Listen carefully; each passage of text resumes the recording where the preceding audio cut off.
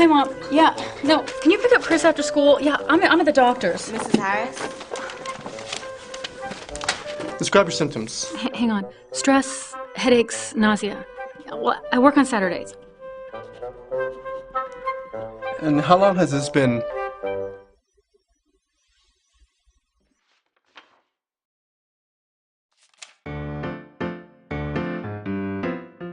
Equanimity. Balance your lifestyle.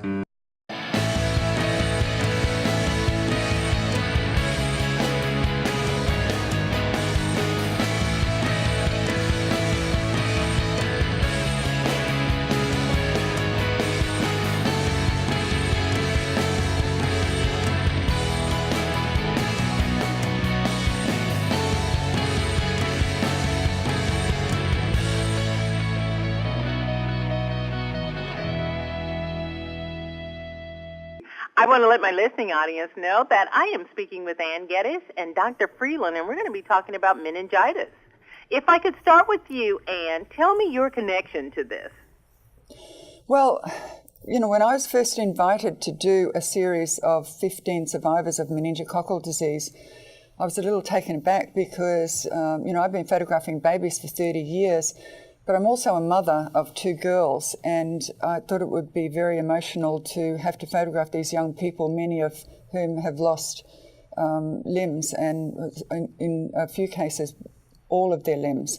And when I first started the project, I was quite shocked when I had to think that most of the survivors in this series actually didn't have any legs at all.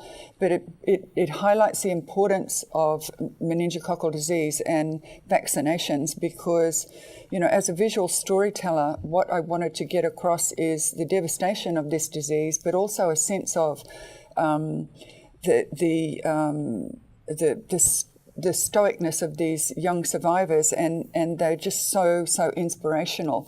To share the family stories for me was such a gift. And when GSK approached me again to, you know, highlight meningococcal disease at this really important time of year, of course I'd be there to do that.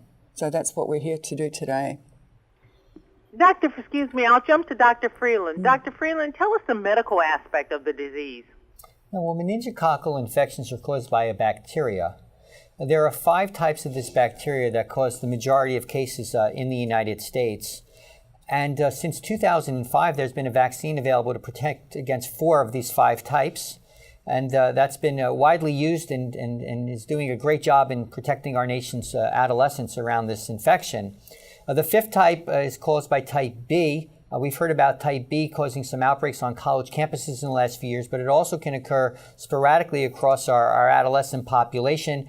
2 recent vaccines for type B were recently licensed by the Food and Drug Administration, and currently the Centers for Disease Control is evaluating the data and will issuing their recommendations. But coming back to the infection itself, it's unpredictable in who it will occur in, and it can often start with fever, headaches, some severe nausea, maybe some light sensitivity, and a little bit of a stiff neck.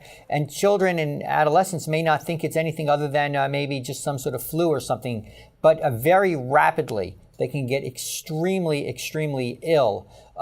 End up in a hospital. We see death rates in adolescents of 12, if not more %. And in those who are lucky enough to survive, end up in the ICU with severe life-threatening complications, which also can include severe skin scarring, limb amputations, and neurological issues. And Anne has really beautifully captured, and we're so pleased to work with her, that what the impacts are on these children and their families. And it's really touching because the stories that these children have and that Anne tells us about, they say that they don't want this to happen to anybody else. No, they don't. It's absolutely incredible, and you know, losing limbs is a terrible thing at the time. But what often happens is lifelong operations, and you know, so much surgical intervention that it's just hard to believe that this is entirely vaccine preventable. Mm-hmm. So you know, I want people to go look at these images and understand the devastation that we're talking about. Let me ask you this, Anne. This is, and I may be wrong, but this is such a departure for you in your eye, because to me, a photographer's eye skill is his or her eye and their apparatus, the camera. And so this is such a departure for you. How do you make that transition, or have you and we just didn't know it.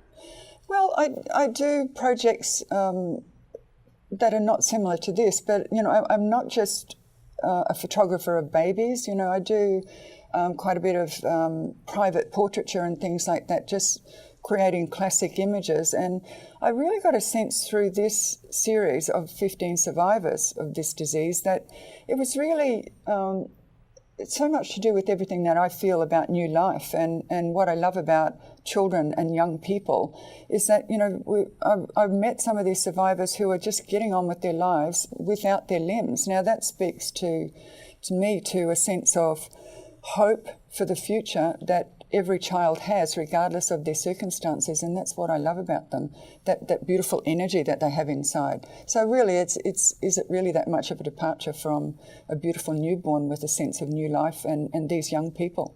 What a beautiful perspective. Where can we see these? If we can't see the actual photographs, where can we go online and see this? Okay, you can go to my website, AnneGettis.com, obviously, and there's a link there, or you can go straight to Apple iBooks, and this is an absolutely free download. The project is called Protecting Our Tomorrows, Portraits of Meningococcal Disease.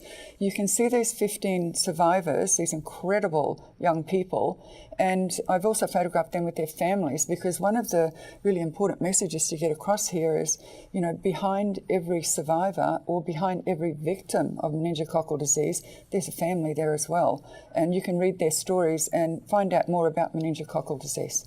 I want to thank you so much, Anne Geddes, and Dr. Freelander. Pleasure. Thank you very much, and thank you guys for bearing with me while I mispronounced the disease in the beginning, but you guys did a good save. I really appreciate that. As long as we get the message across. Yep. We got the message across. I see my Facebook is getting up. Thank you so very much. You're welcome.